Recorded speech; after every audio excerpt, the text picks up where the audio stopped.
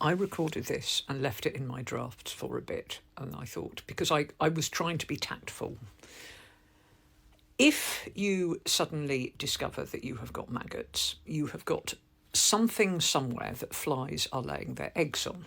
Now, the most likely thing is a bird or a rodent, maybe in your attic, that's got in and has died, and flies can have access to it. However, if you are in a flat and you have people above you, just double check you've seen the upstairs neighbours.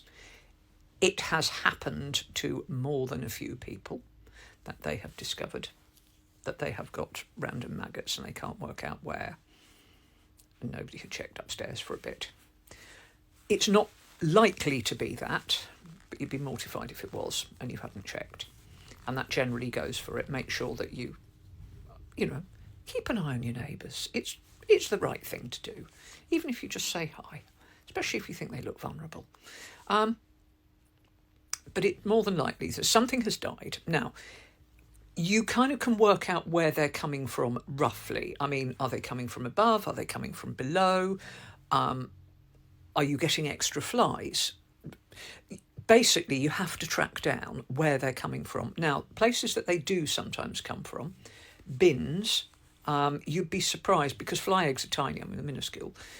Things like you had something in your bin, a bit of meat juice or something, and the flies are laying their eggs in the hinges of your bin lids.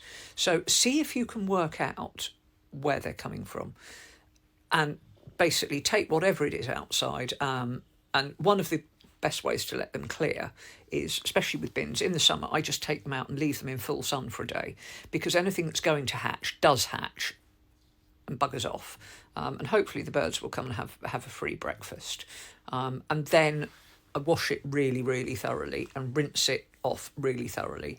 Another day drying in the garden till it's absolutely bone dry, and then I bring it back in. But places that things can hatch in, check your overflow pipes. That's really important as well. You can buy long, thin brushes that you can run down there. Put kettles of boiling water down your drains every night, all of your drains, just in case.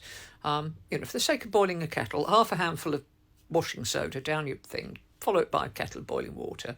Make sure your drains are sweet. Drains, bins, and then use your sense, as it were, and also use your nose, because if there's something that's decaying, you will be able to smell it. I